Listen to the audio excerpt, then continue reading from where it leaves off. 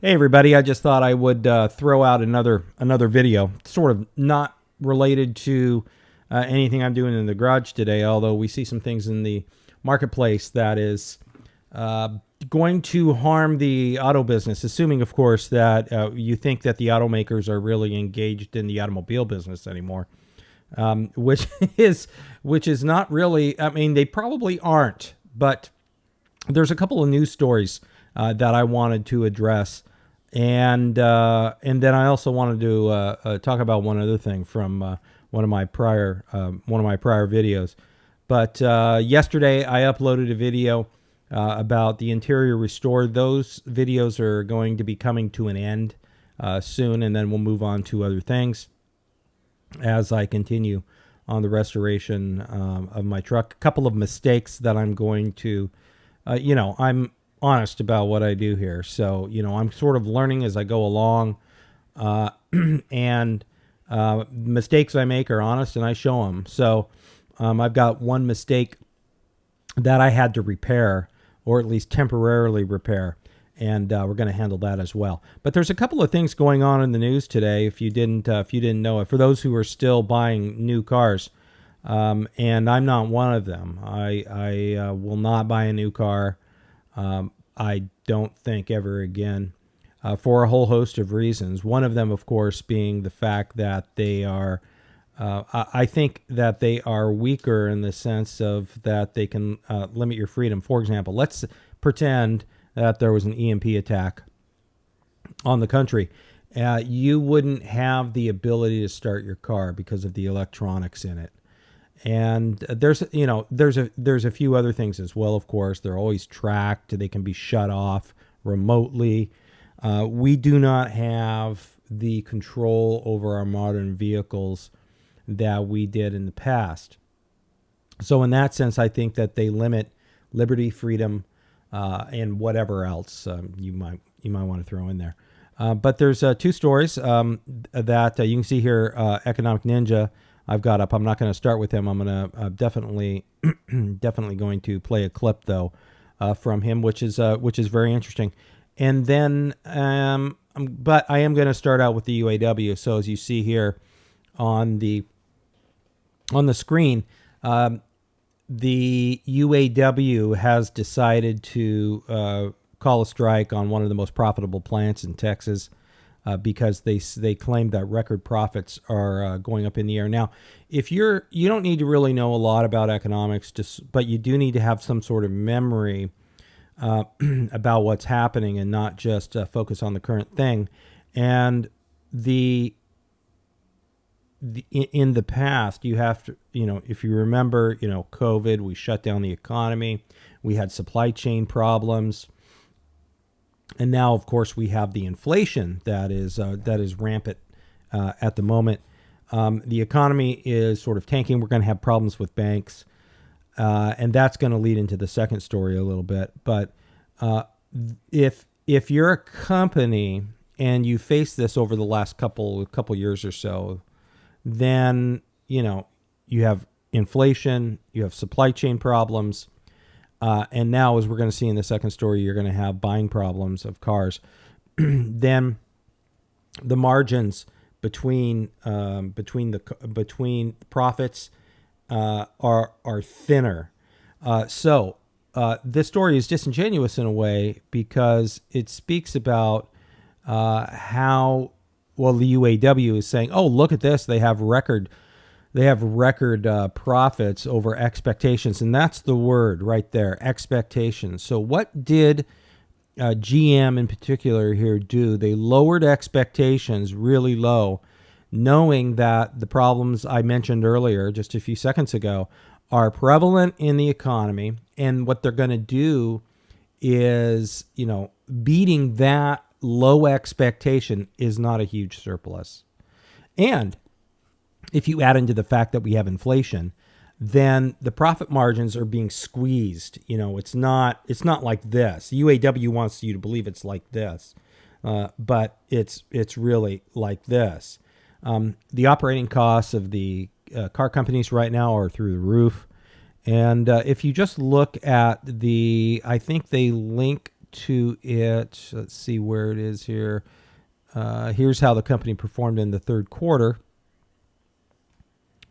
That's not what I want. If you look at the story of this, by the way, is that the company had third quarter earnings results that beat Wall Street expectations. So the expectations is the key here.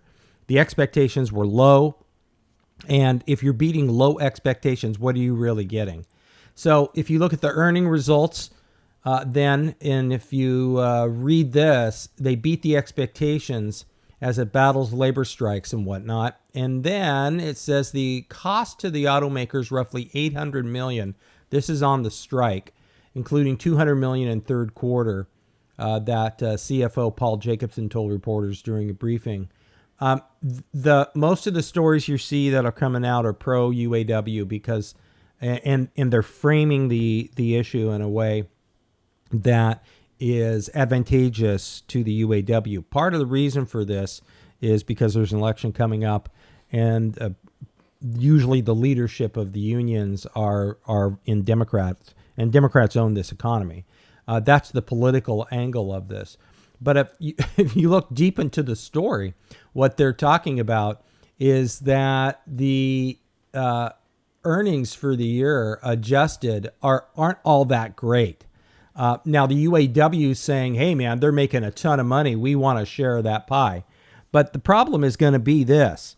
If the economy keeps going the way it's going, then the car companies, and by the way, this is not a defense of the car companies, okay? I do not believe that the car companies are not like the car companies from the 1920s, 30s, and 50s, whatever.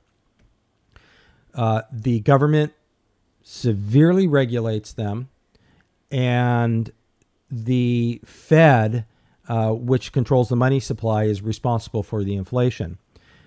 And the car companies know that they can go to the federal government and they'll get bailed out anyway. So what we have is a reciprocal relationship between the companies, and this is not just car companies, it's all companies. We don't have a free market, and we haven't for a very long time. But what the ruling class has decided to do here is pretty much, sort of prime the pump and give us some sort of look at something, products that we, are very expensive, but still keep the corporations afloat. Again, I think part of this is all because of political power and keeping seats. But down below here, they talk about the period of the third quarter that the revenue increased, sure, fine, but the income attributable to the stockholders, which I'll highlight right now, is down. Now, if they're having record profits, then why are the stockholders suffering? It's not just because of this strike. Not at all. Unions in this case, and I'm not necessarily against unions because we have freedom to associate. It's in the Constitution. So the freedom to associate is fine. It's the ability of unions to hold companies hostage, however, that can present a problem. And especially when they're clearly, the UAW president is clearly lying to his members about what's going on. Now, a smart member will understand this, and they will vote accordingly, which I believe they will. And it's not going to be for the present regime.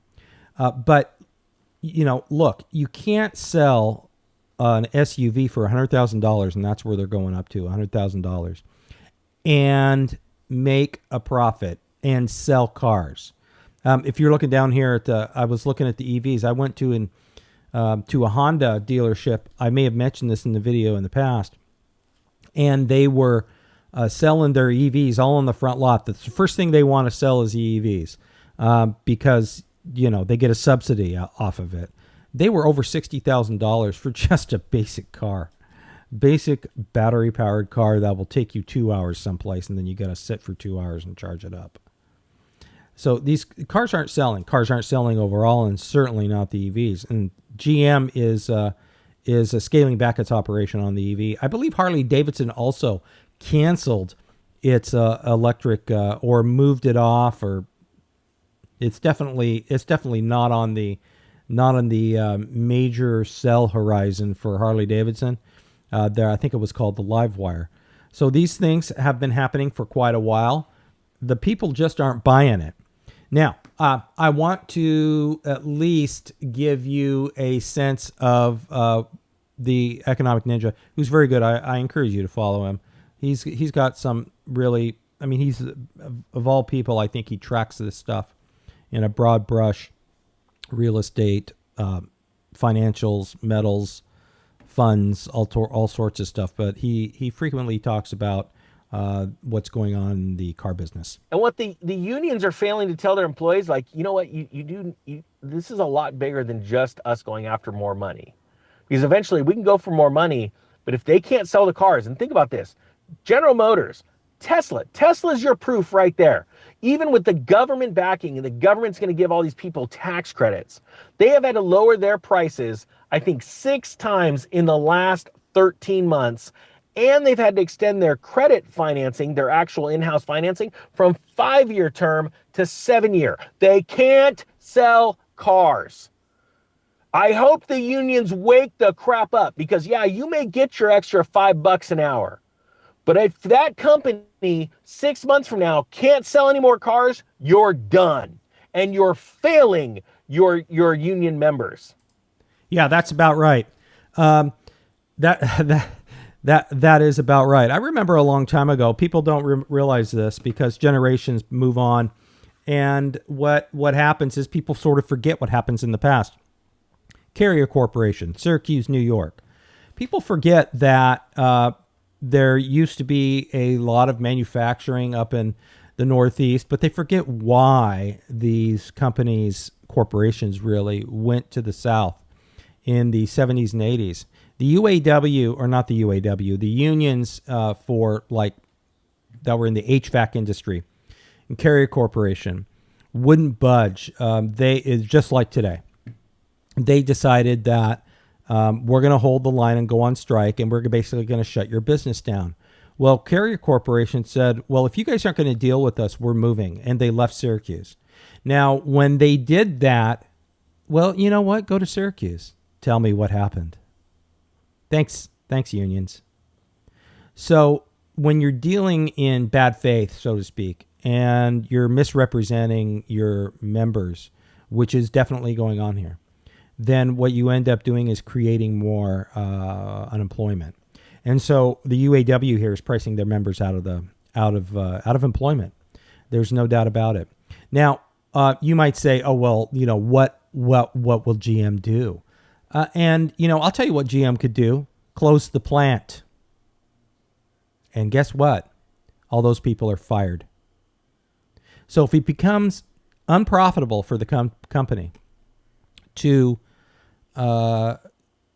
exist in a certain area, they can close down the plant, and those union members are out of work. There you go.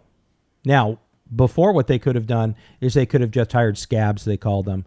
And back in the day, in the 20s and, you know, early, you know, the 30s and whatnot, this was maybe needed because unions were maybe necessary for the advantages that the corporations had over the employee. However, that doesn't necessarily mean that the unions had the best interests of the employee at heart. And certainly we live in a time when there is so much information out there that you know, it's very easy for the employee to have sort of the power of knowledge and the power of their labor really at their disposal to go someplace else. Now, in these economic times, everybody's hurting. It's not just the employee, it's the corporations as well. And, you know, I would say that, you know, the one thing that Ford did back in the day was he paid people very well for the time. And that's how he avoided some of this stuff anyway. But, okay, so Carrier Corporation leaving New York decimated the economy up there. And the corporation just simply moved. There's all sorts of things at the disposal of the corporation. Union's not going to save you from. As a matter of fact, they may make you unemployed. Now, the next thing I want to at least talk about is an Economic Ninja also did discuss this, but I'm just going to wrap this up and briefly say something about this. Auto loans people are walking away from auto loans, banks are. And when banks walk away from auto loans, it's going to make it harder to get a loan. When you have cars that are, in the tens of thousands, hundreds of thousands of dollars now, and we're not talking about a Ferrari, then it's going to be very difficult for car makers to sell cars, and it's going to be very difficult for people who want to buy a new car to buy one. And I believe I mentioned this once. Uncle Tony does some great stuff. I have to say, man, that guy's a beast. I highly recommend you subscribing to his channel. He has, it's not just fun and games. He has some real mechanical information that he always is speaking about. And he also he does mix in some of this stuff on the EV, which the claims that are being made, which are scientifically impossible. But he went around to various auto dealerships in his, where he lives in Tennessee, and he found that the lots are bare. Now, this is part of the reason why. That one is the supply chain, of course. But the other is they're not buying cars. They can't get cars. They're not buying cars. And so the front lots usually are pretty empty.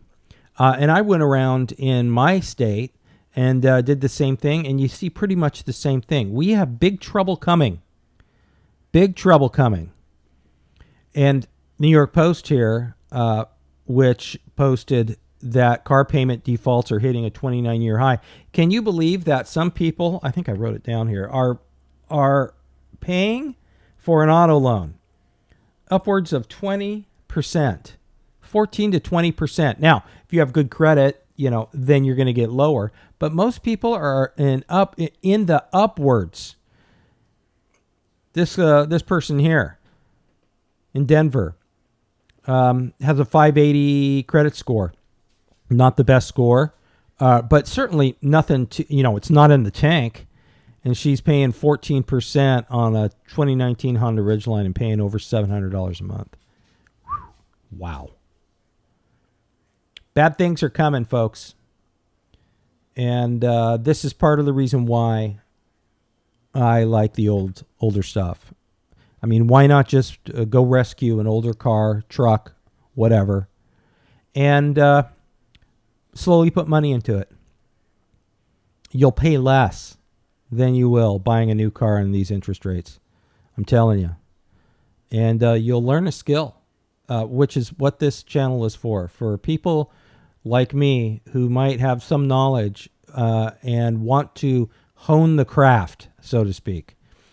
And, learn to do something for yourself. Because when economy hits, man, I hope you know how to do some things so you can provide for your family. And prepare. Speaking of preparing, I wasn't going to do this, but I decided I'm going to throw this in at the end. I don't know if some of you know DD Speed Shop. A lot of people love this channel. I watch it from time to time, and I was just scrolling through some of his stuff, and I went, "What? He's moving to Tennessee." So, by the way, he's not there now. If you don't know DD, he and his girlfriend here.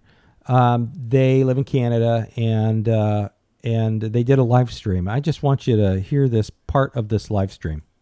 Any luck finding headlights? Yeah.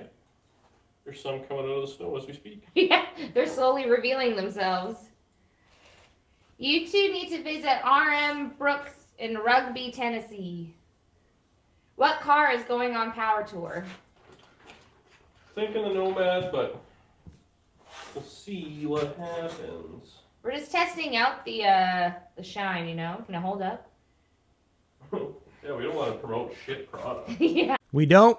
want to promote shit product. All right. Love that. Now, remember that guy who was all in my comments that he hated that people who use curse words on video? Well, to my surprise, I just happened to see this and I went, what? You didn't complain that Didi dropped an SH word in his video? Oh, no. He was all simping all over him for it. So I noted that there was a red flag when he talked about my channel and how I was, pretty much dead in the water. And here he is sitting with his granddaughters, listen to SH words from a channel way better than mine. I gotta say, DD Speech Shop is very popular. But here he is, not saying a doggone word, but simping up to the guy. All right. Well, anyway, hey man, these things happen. You have to wonder about the motivations of some people, and sometimes if you wait long enough, they prove themselves out. On the UAW and on the interest rates, car companies are in trouble. Banks are in trouble, and these are just small, although kind of narrow types of businesses that are feeling the effects of a larger problem in the economy.